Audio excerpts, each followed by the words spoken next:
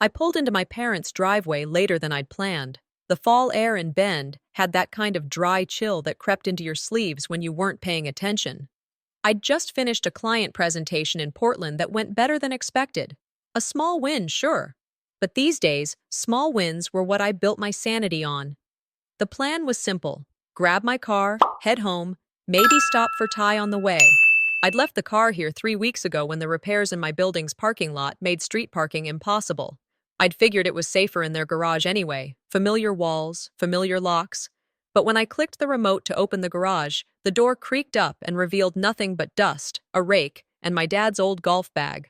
No car. I didn't move for a second. I just stared at the empty space like the thing might fade back into view if I looked long enough. My first thought wasn't even anger.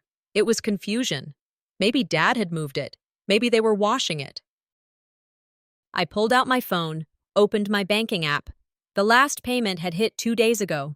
Same amount, same date, like clockwork. No missed calls, no texts. I called my dad, straight to voicemail. I called Mom. She answered on the second ring. "Oh, honey," she said, voice syrupy sweet. "We'll talk when you get here." That tone, that rehearsed, overly calm tone. I knew it too well. It was the one she used before dentist appointments and when someone in the family got arrested. I walked into the house through the side door. Everything smelled like lemon polish and baked apples, like nothing had gone wrong at all. My mother was pouring tea. My sister, Bryn, sat at the table in leggings and one of those oversized hoodies that made her look smaller than she was. She didn't flinch when she saw me. "Where's my car?" I asked, standing there, keys in hand. Mom glanced at Bryn. Bryn smirked. "Bryn's boyfriend needed something reliable," Mom said, as if she were explaining the weather, "for his new job." "You weren't using it," Bryn added, not even looking up from her phone. "You always help family," Mom said next, like a chant. There was no apology, not even discomfort, just assumptions. And tea. My mouth went dry. I turned around and stepped back outside, phone in hand, fingers already dialing the dealership's number. I service the car there every quarter. "Yeah, Miss Henson," the man on the line said. "It's in the system under your name, oil change done last week.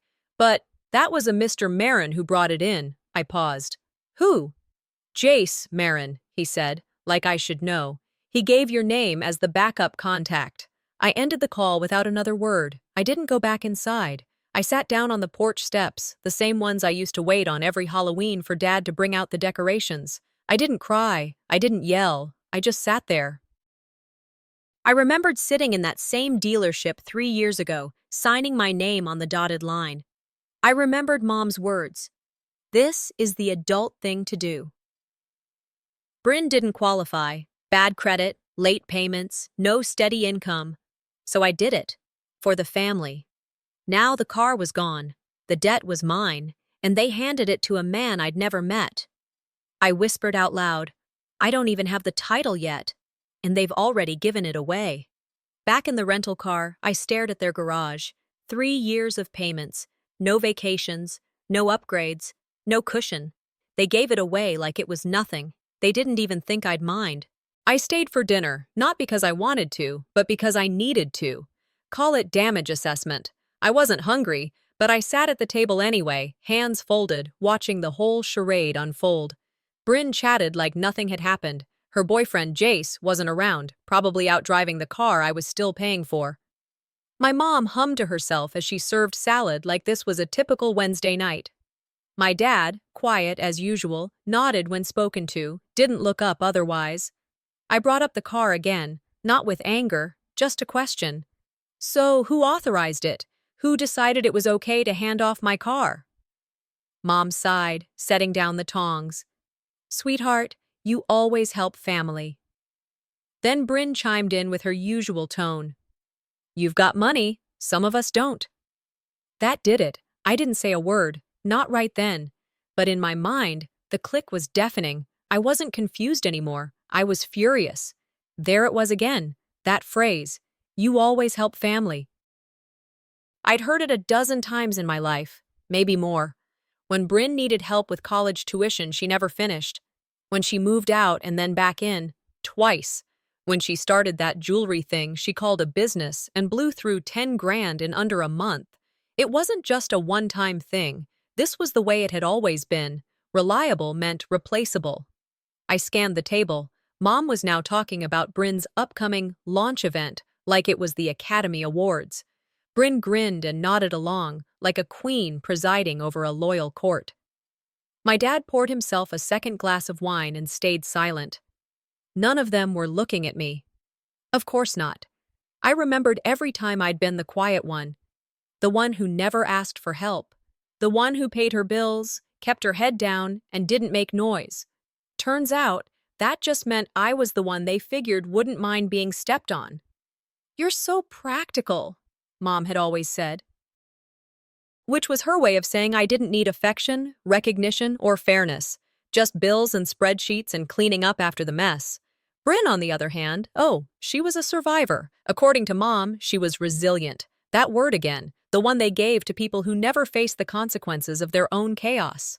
Love wasn't earned here, I thought. Drama was. I kept eating slowly, one bite at a time. I'd lost my appetite the moment I walked in, but now I stayed because I wanted to see it clearly. The roles, the hierarchy. I wasn't the forgotten child. I was the functional one. That made me forgettable. After dessert, I asked Mom if we could talk privately. She nodded, like she expected it. We moved into the den, where she folded her hands in her lap, prim and ready. I got straight to it. "The car's in my name," I said. "Every payment, every form. That's identity fraud." Mom smiled thinly. "Honey, Bryn needed it." "You weren't using it." "I was storing it here," she shrugged. "Well, now it's being used. For something good. For a new start." I stared at her.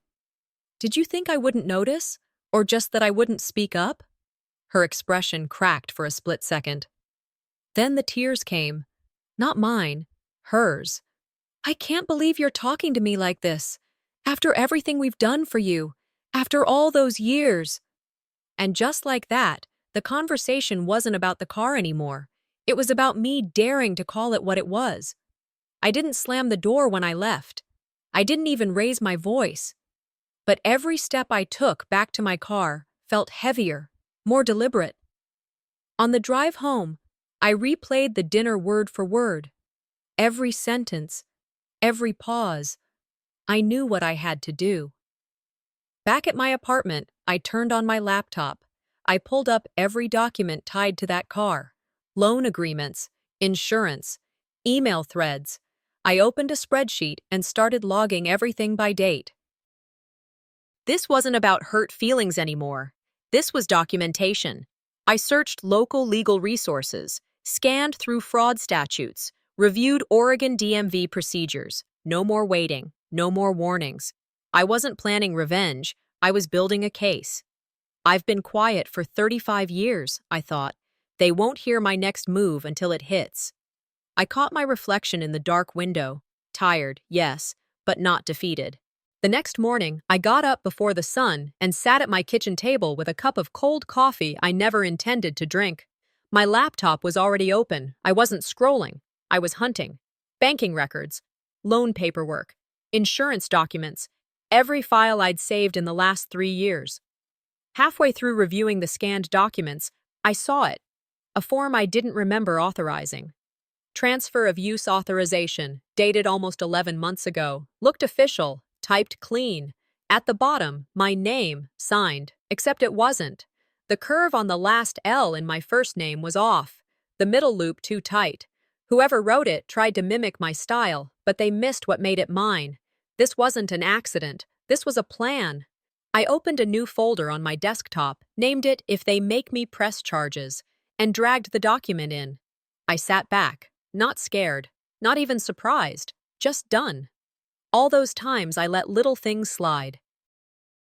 When Mom used my name on that appliance rebate form, when Bryn swiped my credit card for her emergency skincare haul and then conveniently forgot, even when they used my email to sign up for that timeshare pitch so they could get free tickets to a concert, I told myself we were family, that it wasn't worth the fight. But this rewrote all of that. The story I'd told myself about being generous, it died right there in that document. How many times had I let people rewrite my decisions? How many things had I let slide because they didn't mean harm? My chest tightened, but I didn't cry. My breathing stayed slow.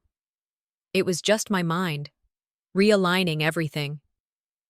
Later that afternoon, I dropped off a folder at a friend's apartment who lived near downtown. On my way back, I walked past Jace's building. I wasn't planning to look, but the window to his place was open, curtain tied back like an invitation. That's when I saw it. The blue-glazed ceramic jug. It sat on a shelf beside his record player, lit from the side by a lamp with one of those warm Edison bulbs. I knew that jug. I'd spent 3 weeks deciding on it for Bryn's 30th. It was handmade, one of a kind. Not cheap, but I saved up. She cried when she opened it, claimed she'd keep it forever. Now it was decoration in her boyfriend's bachelor pad. My friend walked beside me and paused. Wait, isn't that the one you gave your sister? I looked at her, smiled small. Apparently not anymore.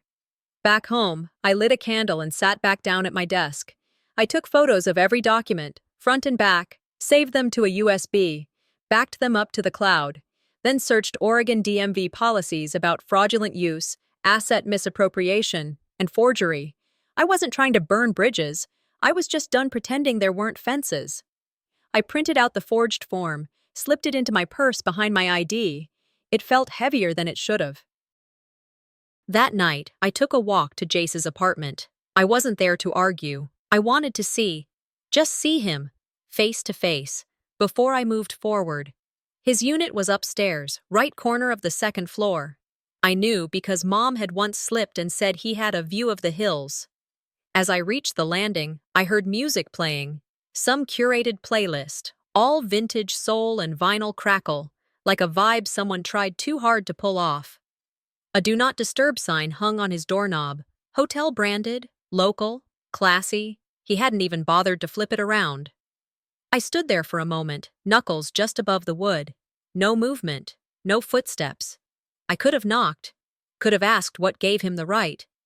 Instead, I whispered, "You're not worth the warning," and turned around. The walk down the stairs felt longer than it had going up. Outside, the air had cooled, and I pulled my coat tighter. Across the street, a mother knelt beside her child, tying a shoelace. The boy fidgeted, impatient. She hushed him softly and double-knotted it. I stopped and watched for just a second. I wondered what stories that kid would grow up hearing. Would he be told to speak up, or stay quiet for peace? Would his family listen when something felt wrong? Would anyone teach him the difference between loyalty and silence? They don't even realize the line they crossed, I thought, but they're about to learn who they forged it against. Later that evening, I sat in my apartment, blinds halfway drawn, lamp buzzing faintly. My laptop was open, same as always, papers on one side, browser tabs stacked like bricks on the other. I wasn't looking for anything in particular, just scanning. Habit, mostly. Then my phone buzzed. A message from Bryn. At first I thought maybe she'd come to her senses. But it wasn't meant for me. A screenshot, no context, sent by accident. Followed by another line of text. He still thinks the car's his LOL. Then a second message, not even 10 seconds later. KL probably won't do anything. She never does. I stared at the screen, not blinking, not breathing. That wasn't just betrayal. That was sport. I didn't reply. I didn't call. I didn't forward it to Mom. Instead, I opened my email, attached the screenshot, and sent it to myself. Then I stared at the subject line for a while before typing. Exhibit 1. I wasn't angry. Not the way people picture it.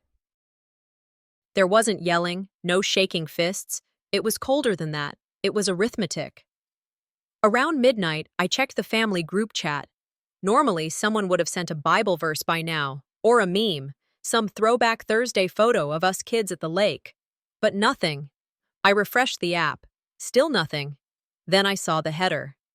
You've been removed from this group. I clicked the info icon. My number wasn't listed. New group name, Covey Core, Bryn's launch. I laughed, quietly, bitterly. Not a dramatic removal, just a clean snip. No fight, no explanation. They replaced a daughter with a brand. By 1 o'clock a.m., I had a fresh Google Doc open. Title: Covey Timeline, Legal Review. I entered the date of the car loan, attached a link to my payment receipts, inserted the image of the forged signature, the new screenshots, the group chat removal, the name change, everything time-stamped. I wasn't collecting dirt, I was collecting proof. If this ever goes to court, I thought, I want them to know this wasn't a meltdown, it was a pattern. I took my time. No rush, just precision.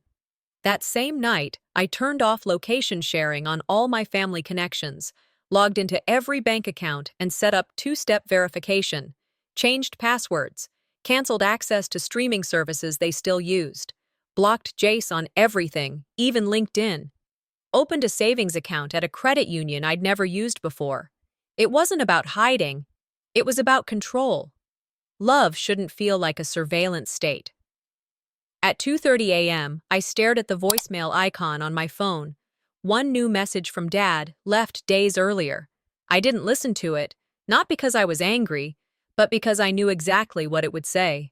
I deleted it without pressing play. Around 3 a.m., I grabbed my coat and keys, drove across town, slow and steady.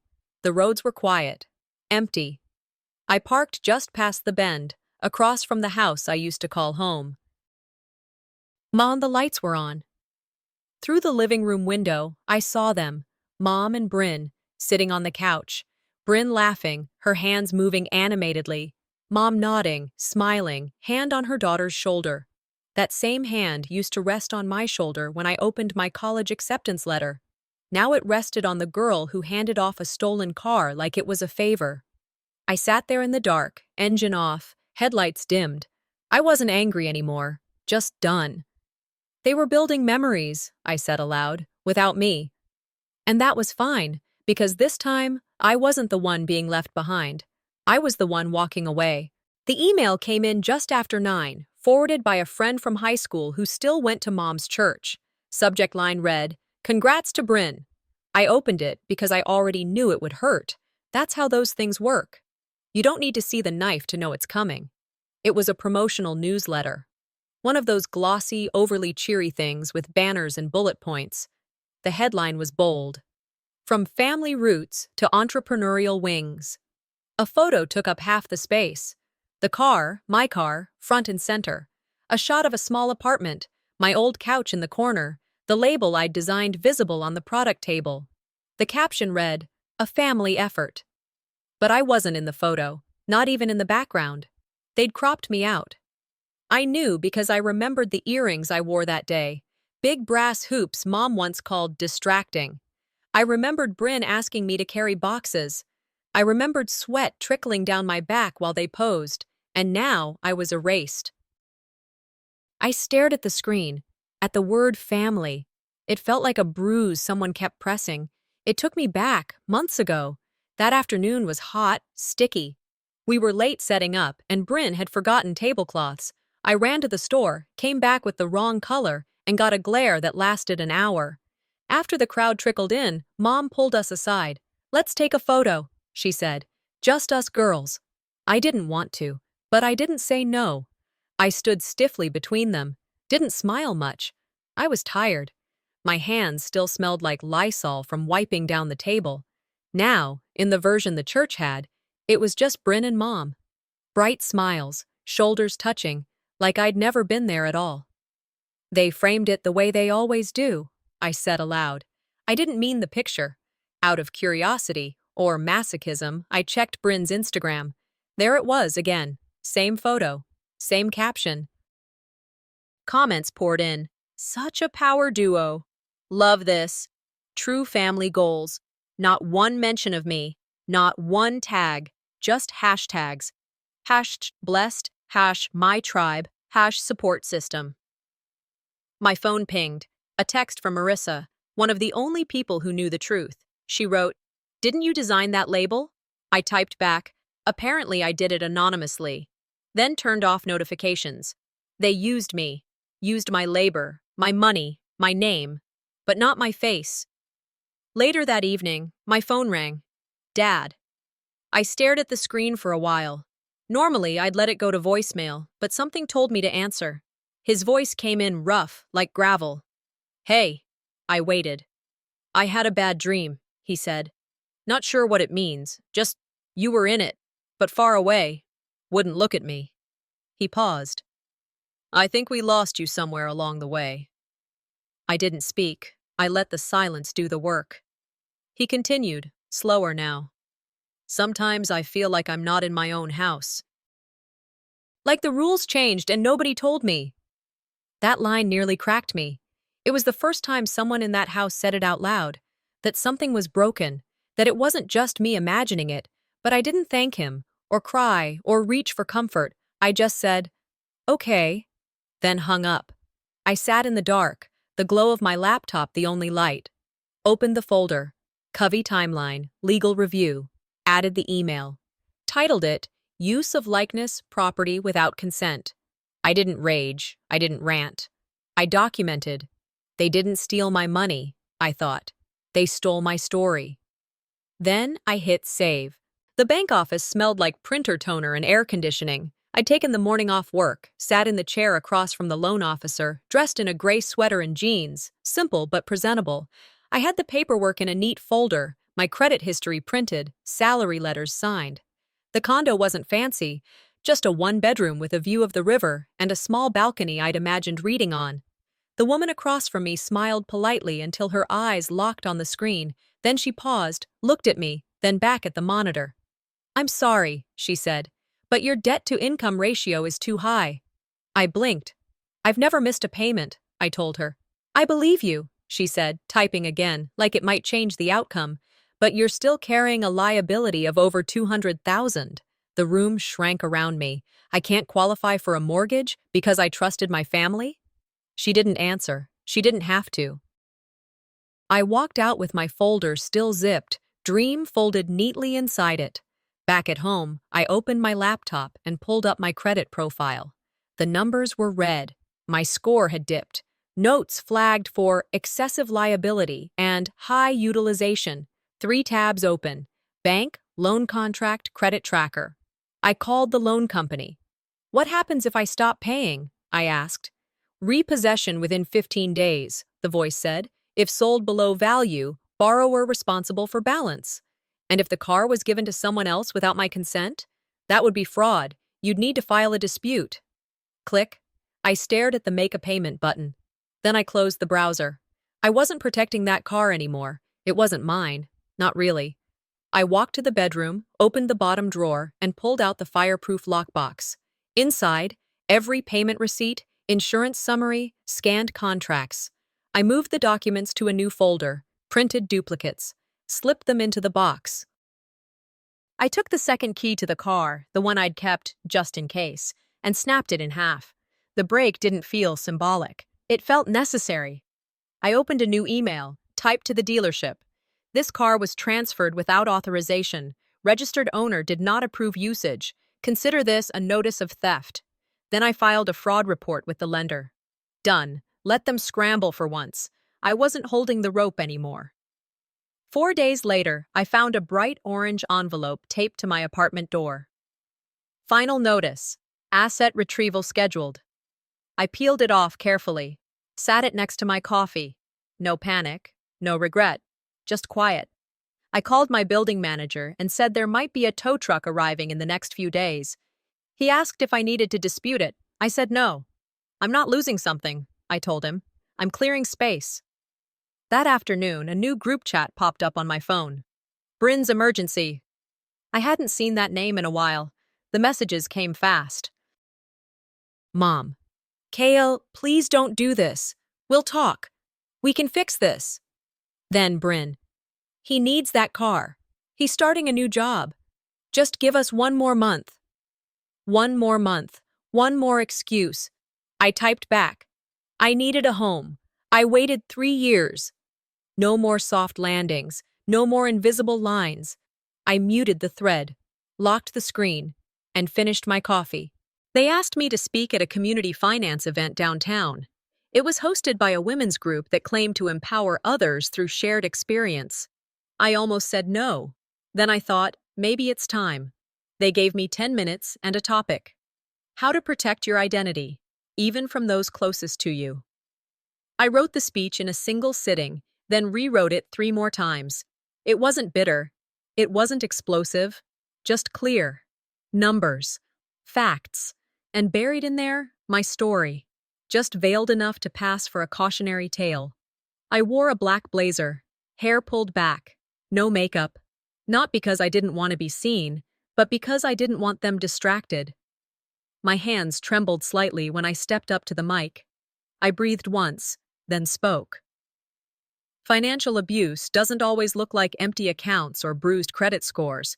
Sometimes it looks like trust weaponized, contracts signed under pressure, silence worn like armor. A few heads nodded.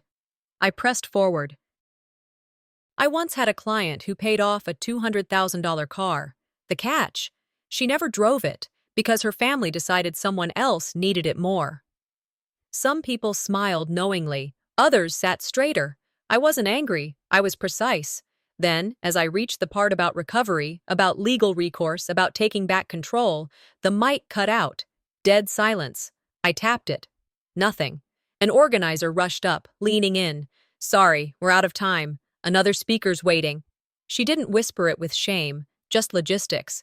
I stepped off. No applause, no questions. Just one step, then another.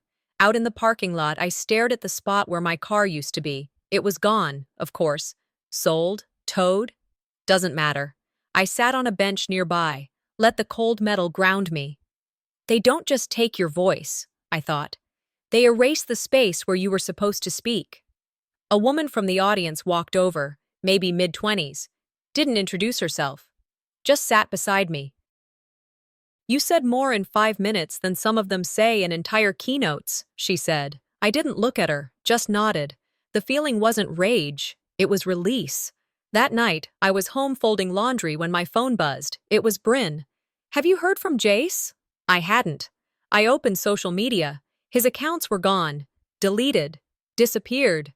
I texted a shared contact, a guy who worked with him on one of Bryn's projects. He moved out. Just like that, the guy wrote.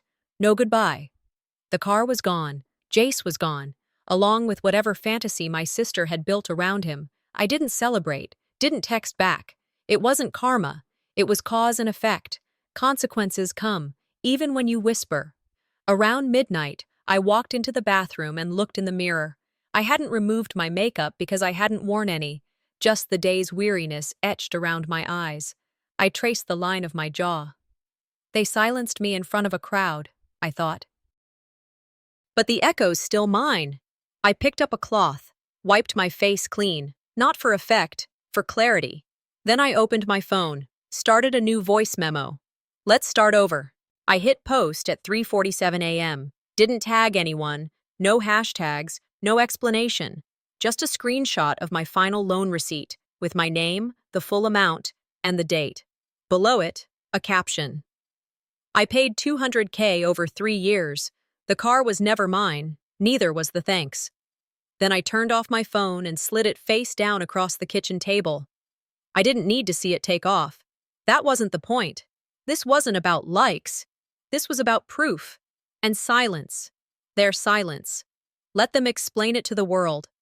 By morning, it had been shared over 100 times. By lunch, 3 different financial advocacy pages had reposted it. I didn't read the comments at first, but they poured in, fast and sharp. This is why women need financial autonomy. Family is not a license to steal. People shared stories, their own. A sister who drained a savings account, a father who took out a loan in his daughter's name, a husband who put the house in his cousin's name and left. I didn't feel vindicated. I felt watched, but not in the way they used to watch me, quietly, waiting for me to fail. Now they were listening. Friends texted, former coworkers. Even my old high school English teacher, who once gave me a detention for correcting her grammar. But not my family, not yet. I took screenshots of a few comments, not for bragging rights, just to remember who saw me when it mattered. Mid-morning, the phone rang. Mom. I let it ring twice before picking up. Her voice was tight, rushed. Sweetie,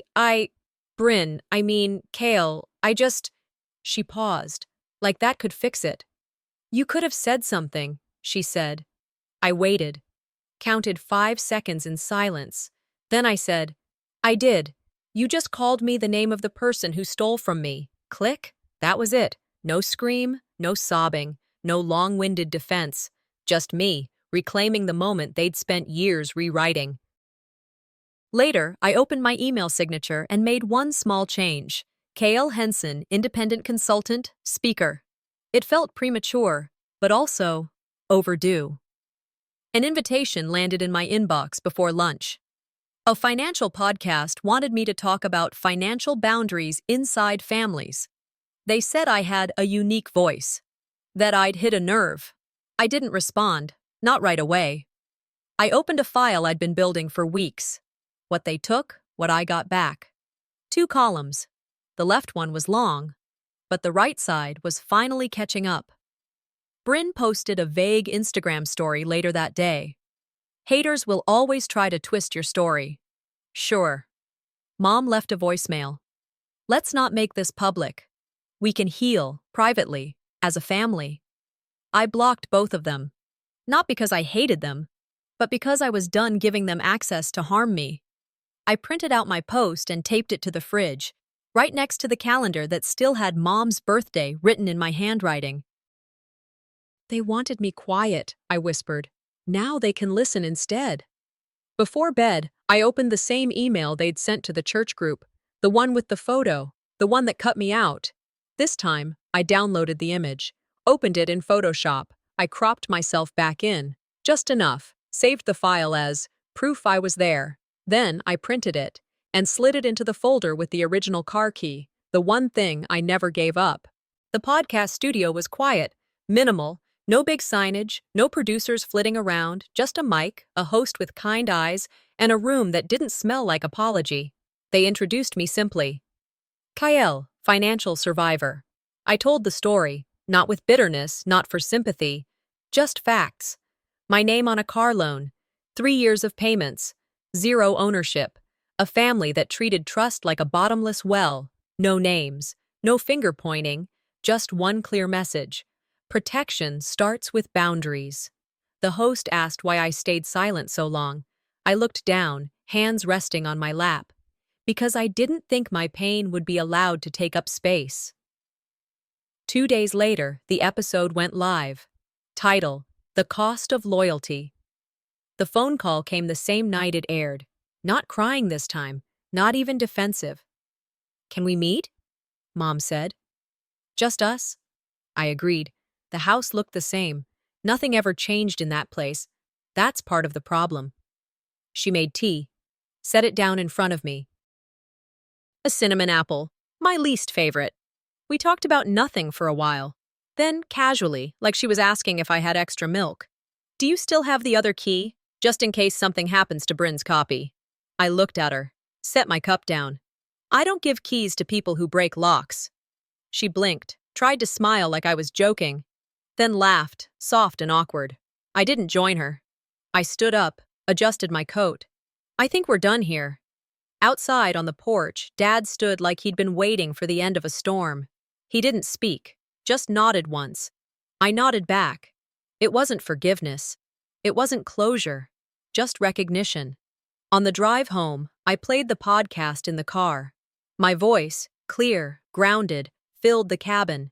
And for the first time, it didn't sound like someone I was trying to become. It sounded like me. Back home, I opened the old lockbox where I'd kept every document, receipt, and backup plan. Slid in one final item, a guest note from the podcast studio. Thank you for showing up. Taped to the lid, the same photo I'd photoshopped myself back into. I whispered, proof I was there. The key was still next to it, the one I never gave away. My phone buzzed. Another podcast wanted me to speak. I replied yes, not for revenge, for someone else who hadn't found their words yet. A week later, I walked into a local credit union, not to dispute anything, not to correct a score, just to open something new. A savings account. I named it Future Me. I bought a second-hand car, nothing flashy, 4 wheels, Clean title, quiet engine, no story attached. Just mine. I parked it in a reserved spot outside my apartment, hung the keys on a hook by the door, labeled it mine. Later that evening, I watered the plant by the window, the one I'd nearly let die back when this all started, and I said, mostly to the silence, I thought the battle was about the car. It wasn't. It was about being heard and knowing I didn't need permission to protect myself. The apartment didn't answer, but it felt full. Some stories don't end with closure, just with peace.